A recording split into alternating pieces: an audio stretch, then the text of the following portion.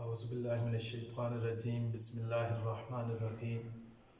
عزیز طلبہ کلاس 9 موضوعاتی مطالعہ میں سے آج ہمارا تیسرا سبق ہے طہارت اور جسمانی صفائی۔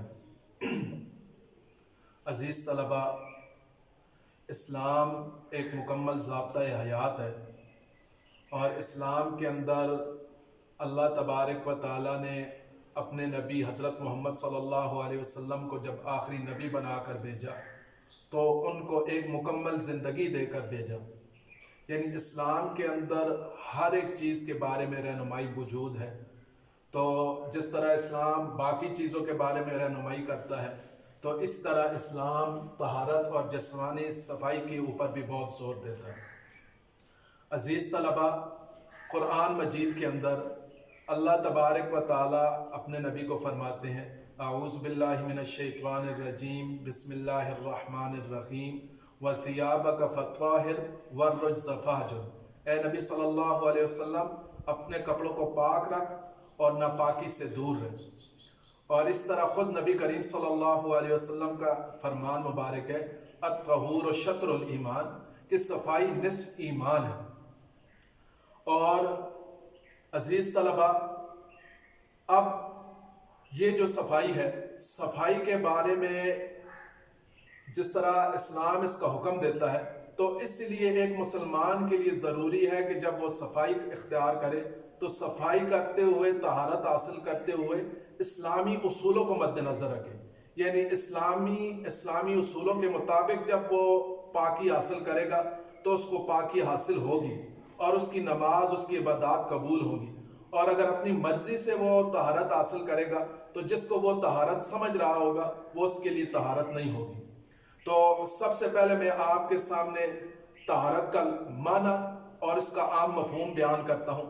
طہارت کا لغوی معنی یہ ہے کہ اپنے آپ کو پاک کرنا، طہارت کے لغوی معنی پاکی کے ہے۔ اور طہارت کا عام مفہوم یہ ہے کہ اپنے جسم کو، اپنے لباس کو اور اپنے ارد گرد کے ماحول کو پاک صاف رکھنا۔ اب طہارت کی دو اقسام ہیں۔ طہارت کی ایک تو قسم یہ ہے کہ اپنے جسمانی طہارت ہے اور ایک ہے روحانی طہارت۔ جسمانی طہارت کیا ہے؟ کہ اپنے جسم، لباس، ناخن وغیرہ کو گندگی سے پاک رکھنا۔ اور روحانی طہارت یہ ہے کہ اپنے آپ کو کفر اور شرک اور اسی طرح گناہوں سے پاک کرنا۔ تو اسلام دونوں قسم کی طہارت کے اوپر زور دیتا ہے، جسمانی طہارت کے اوپر بھی اور روحانی طہارت کے اوپر بھی زور دیتا ہے۔ عزیز طلبہ، جس طرح میں نے آپ کے سامنے ذکر کیا کہ جب ایک مسلمان، ایک انسان طہارت حاصل کرے گا تو اس کے لیے ضروری ہے کہ وہ دین کے بتائے اصولوں کے مطابق طہارت حاصل کرے۔ اس کے لیے طہارت اس کو تب حاصل ہوگی۔ تو اب طہارت کے اندر دو چیزیں ہیں، ایک ہے وضو ہے اور ایک ہے غسل۔ تو میں آپ کے سامنے اب طہارت، وضو کا بھی مسنون طریقہ اور اس طرح غسل کا مسنون طریقہ بھی بیان کروں گا۔ تو سب سے پہلے ہے وضو۔ وضو کے اندر 4 فرائض ہیں۔ پہلا فرض یہ ہے کہ اپنے چہرے کو دھونا، دوسرا فرض یہ ہے کہ کونیوں سمیت ہاتھوں کو دھونا، تیسرا فرض یہ ہے کہ چوتھائی سر کا مسح کرنا، اور چوتھا فرض یہ ہے کہ ٹخنوں سمیت پاؤں کو دھونا۔ یہ 4 چیزیں وضو کے اندر فرض ہیں۔ اس کے بعد وضو کا مسنون طریقہ کیا ہے؟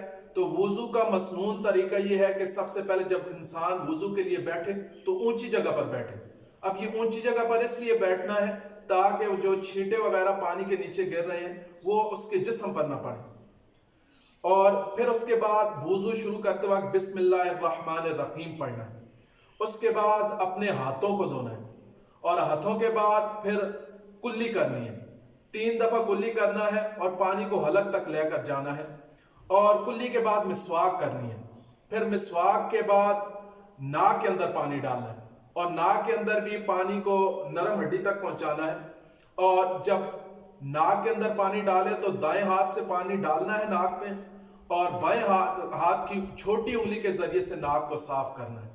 اس کے بعد اپنے چہرے کو دھونا ہے، 3 دفعہ چہرے کو دھونا ہے، اور چہرے کی حد یہ ہے کہ پیشانی کے بالوں سے لے کر ٹھوڑی کے نیچے تک، اور ایک کان کی لو سے لے کر دوسرے کان کی لو تک آپ نے چہرے کو دھونا ہے۔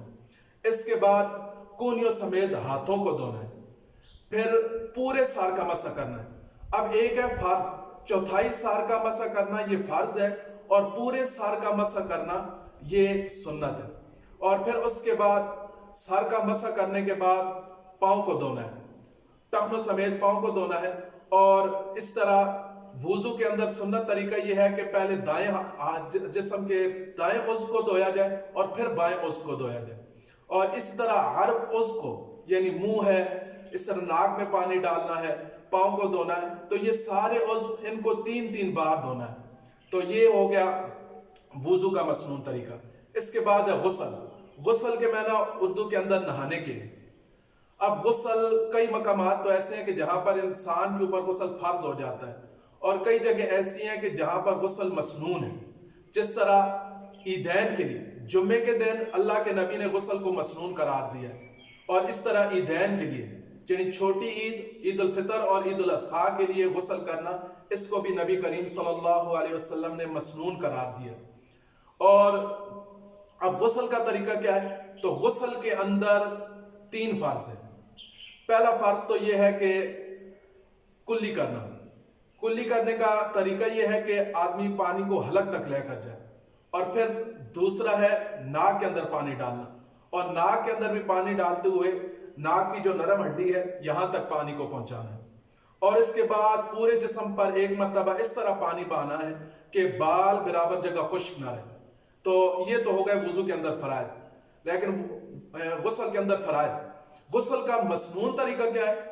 तो गुस्ल का मसनून तरीका ये है कि जब आदमी गुस्ल करने लगे तो सबसे पहले वो जहां पर जिस्म के ऊपर गंदगी लगी हुई है उसको साफ करे, फिर उसके बाद इस्तंजा करे, और उसके बाद फिर वुजू करे। जिस तरह नमाज के लिए वुजू किया जाता है उसी तरीके पर वुजू करना है। और उसके बाद फिर दाएं कंधे के ऊपर पानी बहाना है, फिर बाएं कंधे के ऊपर पानी बहाना है, और फिर सर के ऊपर पानी बहाना है, और 3 दफा इस तरह पानी बहाना है कि जिस्म के अंदर कोई जगह भी खुश्क ना रहे।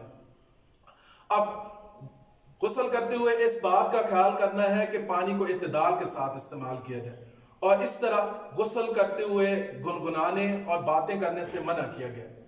अब जब इंसान तहारत हासिल करता है तो अजीज तलबा, तहारत के बहुत सारे फवायद भी हैं।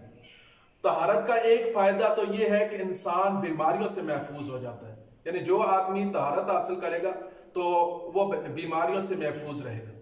दूसरा, कुरान मजीद के अंदर अल्लाह तबारक व तआला का इरशाद है, वल्लाहु युहिब्बुल मुत्तहिरीन, अल्लाह पाक साफ रहने वालों को पसंद करता है। तो गोया जो आदमी पाक साफ रहता है वो अल्लाह का पसंदीदा बंदा भी बन जाता है, और खुद लोग भी उससे मोहब्बत करते हैं। और तीसरा, कुर्ब इलाही का जरिया भी है कि जो शख्स पाकीज़गी इख्तियार करेगा तो वो अल्लाह के भी करीब होगा और बंदों के भी करीब होगा। और इसी तरह इबादत की कबूलियत के लिए भी तहारत ज़रूरी है। तो जब तक आदमी के अंदर तहारत नहीं होगी तो उसकी इबादत भी कबूल नहीं होगी। तो इस तरह ये तहारत और जिस्मानी सफाई एक मुसलमान के लिए इंतहाई ज़रूरी है। तो अजीज़ तलबा, अब आपने इस पूरे सबक को एक दफ़ा पढ़ना है, और उसके बाद इसके जो सवालात हैं उसको याद करने की कोशिश करनी है। वस्सलाम।